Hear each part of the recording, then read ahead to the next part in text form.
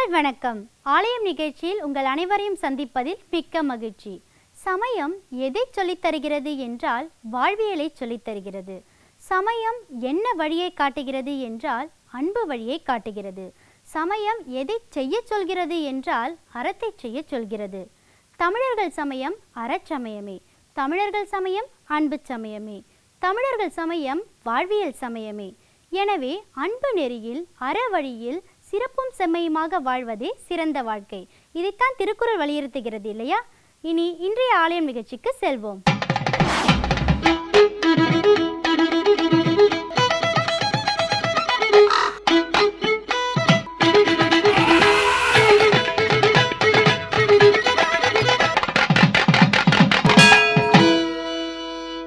ஆலயம் என்பது வெறும் கட்டிடம் அல்ல, தத்துவத்தின் அடிப்படையில் அறிவியல் கண்ணோட்டத்தோடு எழுப்பப்பட்டவை. இறைவன் அருள் பொழிந்து தானே தோன்றிய இடங்களே ஆலயங்கள். தொன்மை தமிழகத்தின் வரலாற்றை, பண்பாட்டை நாம் அறிந்து கொள்ள வேண்டுமெனில் நாம் ஆலயத்தை சரியாக புரிந்து கொள்ள வேண்டும். எண்ணி பார்த்தால் ஆலயத்திற்குள் எத்தனையோ அதிசயங்கள். இதோ இன்றைய நிகழ்ச்சியில் இடம்பெறும் ஆலயத்தை காணலாம், வாருங்கள். சென்னமல்லீஸ்வரர் ஆலயம் தமிழ்நாட்டின் தலைநகரத்தின் இதய பகுதியில் அமைந்திருக்கும் திருக்கோவில் இது. கோயில் வாயிலை நெருங்கும் போதே முன்மண்டபத்தில் அமைந்திருக்கும் பூக்கடைகளில் இருந்து மலர்களின் வாசம் மனதை வருடி அமைதியை அளிக்கிறது. கோபுரத்தை வணங்கி உள்ளே நுழைந்ததும் அமைதிக் கொடியை உள்ளத்தில் ஏற்று அருள் ஒளி உலகெங்கும் வீசி பறக்கட்டும் என்பதை அறிவிக்கும் கொடிமரம். செந்தமிழ் பாடல்கள் பாடி சிவபெருமானின் அருளைப் பெற்ற சைவ குரவர்களான திருஞான சம்பந்தர், திருநாவுக்கரசர், சுந்தரர், மாணிக்க வாசகர் என்னும் 4 பெருமக்களும் இங்கு எழுந்தருளியிருக்கிறார்கள். கடமையை தவறாமல் செய்வதன் மூலம் கையிலைநாதனின் அருளை பெறலாம் என்பதை அனுபவபூர்வமாக நமக்கு உணர்த்தும் நாயன்மார்கள் 63 இங்கே எழுந்தருளியிருக்கிறார்கள். தமிழின் இனிமை முழுவதும் நிறைந்த விநாயக புராணத்தை கச்சியப்ப முனிவர் இத்திருக்கோவிலில்தான் அரங்கேற்றம் செய்தார்.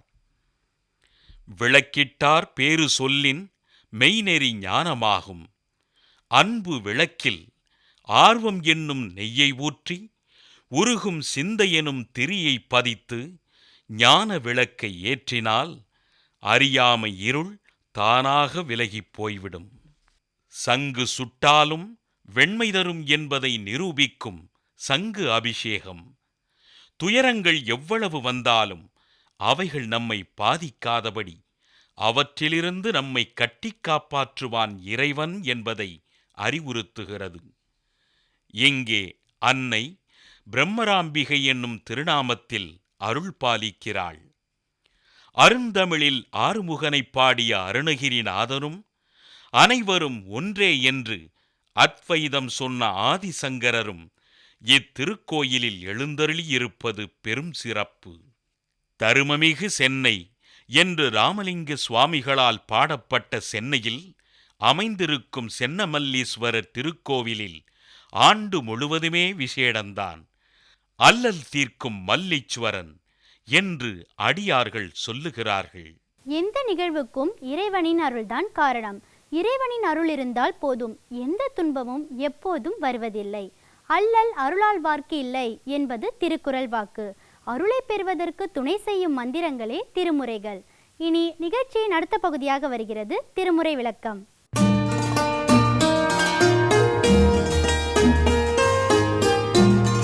இன்றைய நிகழ்ச்சியில் நாம் பார்க்கக்கூடியது ஒரு நாட்டை கட்டி ஆளக்கூடிய அரசன்.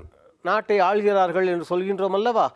ஆள்பவர்கள் எப்படி இருக்க வேண்டும் என்பதை ஒரு அரசனே சொல்லியிருக்கின்றார். அங்க மனுநீதி சோழன் கதையில் மந்திரிகள் எவ்வாறு மன்னனை அனுசரித்து பேசிக்கொண்டு போகின்றார்கள். ஏன்னா மேலிடத்தை அனுசரிச்சார் நம்ம தானும் செய்ய முடியுதுன்றாங்களே. அப்படி மந்திரிகள் பேசியதற்கு பதிலாக உத்தமமான அந்த மன்னர் என்ன சொன்னார் என்பதுதான் மன்னர்கள் செய்ய வேண்டியது என்ன, அதாவது ஆள்பவர்கள் என்ன செய்ய வேண்டும் என்று அங்கே திருமுறைகளில் சொல்லப்பட்டிருக்கின்றன. மாநிலம் காவலன் ஆவான், மண்ணுயிர் காக்கும் காலை, தானதனக்கு தன்னால் தன் பரிசனத்தால், ஊனமிகும் பகைத்திறத்தால் மற்றும் உயிரால், ஆனபயம் ஐந்தும் தீர்த்து அறங்காப்பான் அல்லனோ என்பது அங்கே இந்த மன்னனுடைய வாக்கு. நாட்டை ஆளக்கூடிய மன்னன், அவனிடம் இருக்கக்கூடிய அந்த மக்கள் இருக்கிறார்கள் அல்லவா, அதை அவர்களுக்கு 5 விதமான பயங்கள் உண்டு என்று சொல்கின்றார்கள். அங்க மாநிலம் காவலன் ஆவான், மண்ணுயிர் காக்கங்காலை, தன்னுடைய குடிமக்களெல்லாம் அந்த மன்னன் கட்டி காப்பாற்றும் பொழுது தானதனக்கு தன்னால், முதல்ல இந்த மக்களுக்கு, குடிமக்களுக்கு இந்த ஆளக்கூடியவர் இருக்கிறார் அல்லவா, அவரால் எந்த விதமான பயமும் இருக்கக்கூடாது. ஆரம்பத்தில் எப்படி இருக்கு பாருங்க, அந்த காலத்திலே தமிழில் எழுதி வைத்திருக்கிறார்கள்.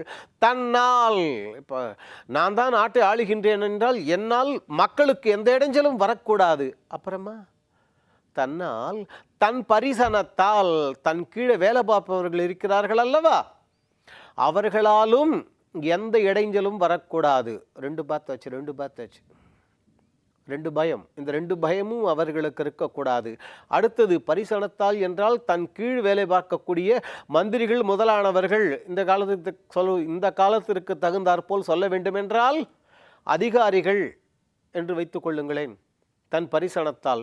இன்னொரு விதமாக பார்த்தால், இந்த மன்னனுடைய உற்றார் உறவினர்கள் இருக்கிறார்கள் அல்லவா, அவர்களாலும் எந்த விதமான பயமும் இருக்கக்கூடாது, மக்களுக்கு இடைஞ்சல் வரக்கூடாது. தன்னால், தன் பரிசனத்தால்.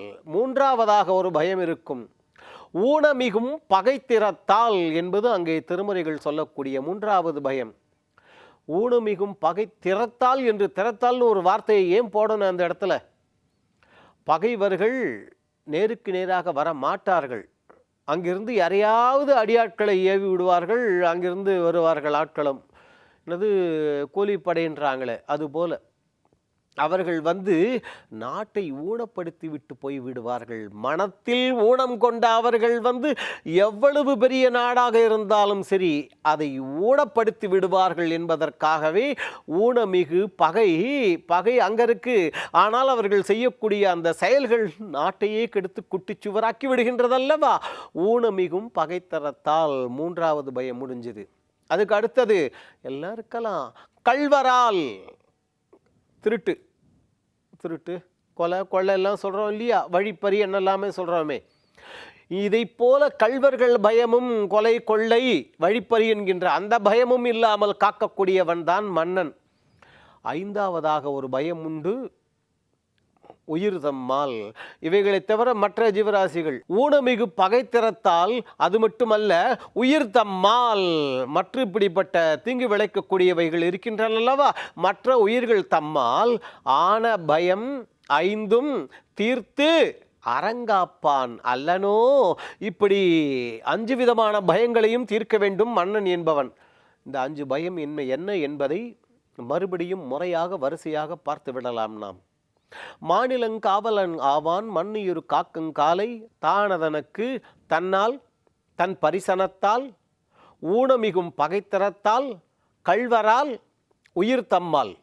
இப்படிப்பட்ட 5 விதமான பயங்களும் இல்லாமல் காக்கக்கூடியவன் மன்னன். ஆன பயம் 5ம் தீர்த்து, இந்த 5 விதமான பயங்களையும் தீர்த்து அரசாள வேண்டுமாம். அப்படிப்பட்டவர்கள்தான் ஆட்சியாளர்கள் என்பது அங்கே. இதில் ஒரு விசேஷம், இதோட பாட்டை நிறுத்தி விடவில்லை அங்கே திருமுறைகள். ஆன பயம் 5ம் தீர்த்து அறங்காப்பான் அல்லனோ. என்ன வாக்கு! தர்மத்தை, அறத்தை கட்டி காப்பாற்ற வேண்டியது ஆள்பவர்களின் பொறுப்பு, மன்னனுடைய பொறுப்பு. ஏதோ ஒரு தெரு போடுகிறோம், விளக்கோலி அமைக்கிறோம், இதெல்லாம் இருக்கலாம், அதெல்லாம் அவர்களுடைய கடமைகள். ஆனால் இந்த மன்னன் என்பவன் மக்களுக்கு நல்ல வழியை காட்டி அவர்கள் நல்ல வழியிலேயே செல்லும்படியாக மன்னன் இருக்க வேண்டும். அப்படி மக்களை நல்ல வழியிலேயே செல்லும்படியாக, அறத்தின் வழியாக, தர்மத்தின் வழியாக மன்னன் ஆள வேண்டும் என்றால் மன்னன் அப்படிப்பட்டவனாக இருக்க வேண்டும். அறம் தெரிந்து அதை கடைப்பிடிப்பவனாக, தர்மம் தெரிந்து அதை தள்ளிவிடாதவனாக இருக்க வேண்டும். இப்படி இருந்தார் மனுநீதி சோழர். அதனால தான் அங்கே மிகவும் தைரியமாக அவரால் இந்த 5ஐயும் சொல்லி ஆன பயம் 5ம் தீர்த்து அறங்காப்பான் அல்லனோ, தர்மத்தை கட்டி காப்பாற்ற வேண்டியவன் அல்லவா நான் மன்னன், தவறு செய்யலாமா என்றார்கள். காரணம், மன்னன் எவ்வழி மக்கள் அவ்வழி என்று இதைத்தான் நமது முன்னோர்களெல்லாம் எளிமையாக சொல்லிக் கொடுத்தார்கள். அப்படிப்பட்ட 5 பயங்களும் இல்லாத ஒரு நல்ல நிலையில் நாம் வாழ இறையருள் நமக்கு கிடைக்கட்டும். இன்றைய விஞ்ஞானம் காணாத பல அரிய செய்திகளை நம் முன்னோர்கள் கண்டறிந்து கூறியிருக்கிறார்கள். இவையெல்லாம் எங்கே காண கிடைக்கிறது என்றால் ஆலயத்தில்தான். அந்த வகையில் ஆலயத்தின் அடுத்த பகுதியாக வருகிறது ஆலய அறிவியல்.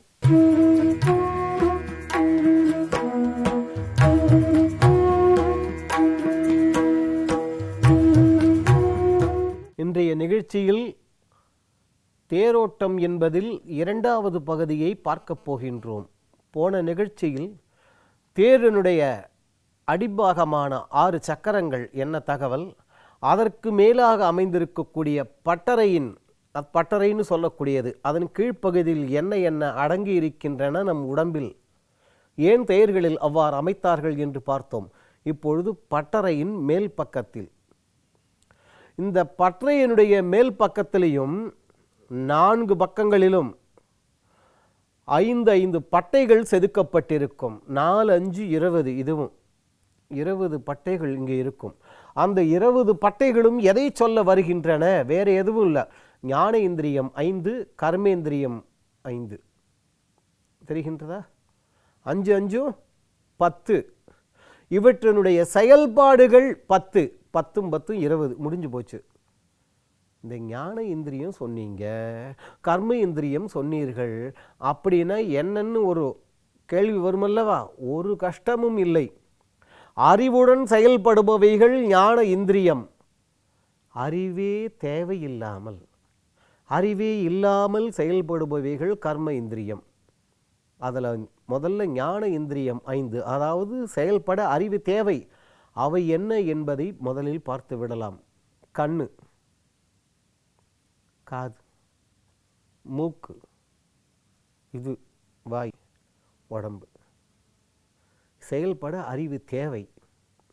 அறிவோடு தான் செயல்படும். திடீர்னு இதை பார்க்கக்கூடாது, கண்ணை மூடிக்கிறோம், இதை கேட்கக்கூடாது. இப்படி செயல்பட அறிவு தேவை. அதனால் இது ஞானேந்திரியம், அறிவோடு செயல்படுவதன் காரணமாக. இப்போ கர்மேந்திரியம் பார்ப்போம்.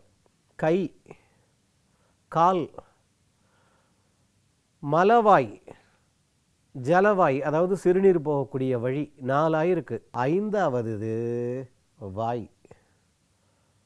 ஒரு சந்தேகம் வந்திருக்கணுமே இவ்வளவு நேரம், என்ன ஐயா இது, ஞானேந்திரியத்திலையும் சொன்னீர்கள் அறிவோடு செயல்பட வேண்டியது என்று, இப்போ அறிவே இல்லாமல் செயல்படக்கூடியவை கர்மேந்திரியம் என்று சொல்லி அங்கும் இது வருகின்றதே அப்படின்னு சந்தேகம் இழுத்து கொண்டு போகிறதல்லவா?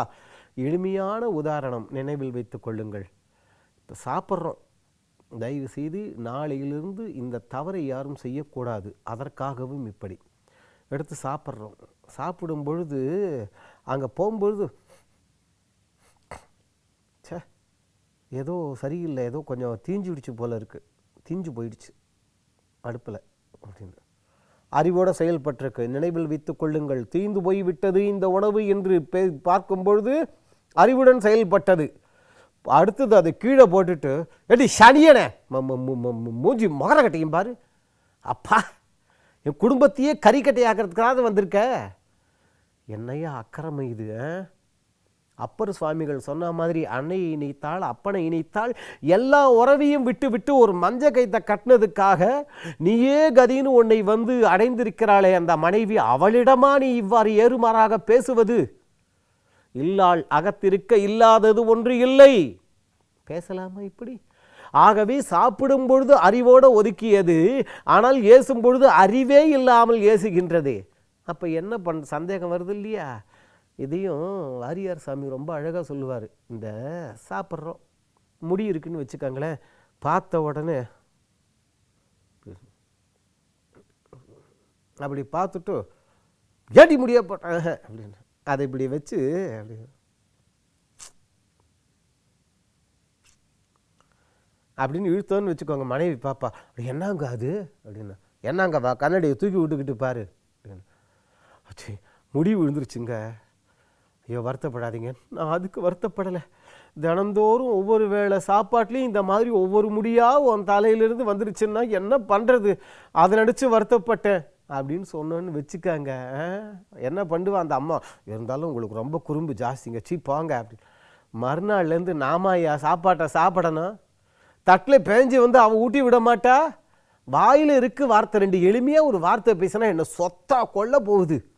பல வீடுகளில் இன்று மிகப்பெரிய பிரச்சனையே நான் அப்படிங்கிற அந்த ஒரு வினாடி நேரத்தில் நாம் வீசக்கூடிய வார்த்தைகள் அங்கே விபரீதத்தை விளைக்கின்றன. கல் இருந்தால் என்ன சார் பண்ணுறதுன்னு கேட்காதீங்க. மா அகலிக அங்கே என்னவோ கல்லுகள்லாம் சமைச்சு போட்டதா சித்த புருஷர்கள்லேயும் மணலை சமைச்சாங்க கல்லை சமைச்சாங்கன்னு புஸ்தகத்தில் தான்மா படிச்சிருக்கேன். நீ எப்பாடா கல் அப்படின்னு, நீங்கள் போங்க, நீங்கள் நாளில் உங்களுக்கு நானே ஊட்டி விடுறேன். வாயில் இருக்குயா வார்த்தை, மனைவியுடனா மல்லுக்கு நிற்பது. ஆகவே அறிவுடன் செயல்படும் பொழுது இந்த வாய் ஞானேந்திரியம், வள்ளுன்னு விழும்பொழுது கர்மேந்திரியம். இதை விளக்குவதற்காகத்தான் அங்கே தேர்தட்டில் பட்டறையின் மேலே 4-5-20 பொம்மைகளை வைத்தார்கள். 4 பட்டைகளிலும் அந்த 20 பட்டைகளும் விளக்கக்கூடியது ஞானேந்திரியம் 5, கர்மேந்திரியம் 5. ஞானேந்திரியம் என்றால் என்ன, கர்மேந்திரியம் என்றால் என்ன என்று பார்த்தோம். 5 5 10, அதனுடைய செயல்பாடுகள் 10. இந்த 10 10 20 சேர்ந்தது தான் அந்த பட்டைகள். இப்போ அதுக்கு மேலே ஒரு 64 பொம்மைகள் வைத்திருப்பார்கள். அந்த 64 பொம்மைகளும், அதற்காகத்தான் ஒரு வினாடி இடைவெளி விட்டேன். 64 கலைகள். தமிழில் கம்பர் பாடினார் அல்லவா, ஆய கலைகள் 64 ஏய உணர்விக்கும் என் அம்மை தூய ஒரு பளிங்கு போல்வள் என் உள்ளத்தின் உள்ளே இருப்பள் இங்கு வராது இடர் என்று பேசி தன்னுடைய தொல்லை தீர பெற்றாரே. அந்த 64 கலைகள் உண்மையிலேயே தமிழில் 64 கலைகள் என்றால் ஆடல் கலை, பாடல் கலை, நடனக்கலை, இப்படி என்னென்ன கலைகள் உண்டோ அப்படி நாம் கணிதக்கலை, இந்த மாதிரி கலைகள் மட்டுமே 64 உண்டு. அந்த கலைகளை விளக்கக்கூடிய பொம்மைகள் அங்கே செதுக்கப்பட்டிருக்கும். நம் காலத்தில் விவரம் தெரியாமல் சிலர் இந்த 64 கலை என்றால் கண்ணா பின்னான்னு வேறு ஏதோ இவர்கள் தீர்மானம் செய்து சில தாழ்வான பொம்மைகளையும் தேர்களில் செதுக்கி வைத்திருக்கிறார்கள். மூல நூல்களில் இதற்கு ஆதாரமில்லை. இந்த 64 கலைகளும் நல்லவைகள், நமக்கு மனிதனை வளர்ச்சி பெற உதவுபவை என்று அங்கே தேரினுடைய விவரங்களை சொல்லும்போது முன்னோர்கள் சொல்லிக் கொடுத்தார்கள். இந்த தேரில் மிச்ச பகுதிகள் என்ன என்ன, தேர் ஓட்டி யார், அந்த தேருக்கு முன்னால் 4 குதிரைகள் இருக்கும், அவைகள் என்ன என்பதை அடுத்த நிகழ்ச்சியில் பார்க்கலாம். என்ன நேயர்களே, இன்றைய ஆலயம் நிகழ்ச்சி உங்களை பரவசப்படுத்தி இருக்கும், ஆனந்தப்படுத்தி இருக்கும் மற்றும் புதிய செய்திகளை உங்கள் முன் வைத்திருக்கும் என்று நம்புகிறோம். இந்நிகழ்ச்சி குறித்த உங்கள் கருத்துக்களை எங்களுக்கு தெரியப்படுத்துங்கள். மீண்டும் நாளை வேறொரு ஆலயம் நிகழ்ச்சியில் உங்களை சந்திக்கும் வரை உங்களிடமிருந்து விடைபெறுவது சரண்யா. நன்றி, வணக்கம்.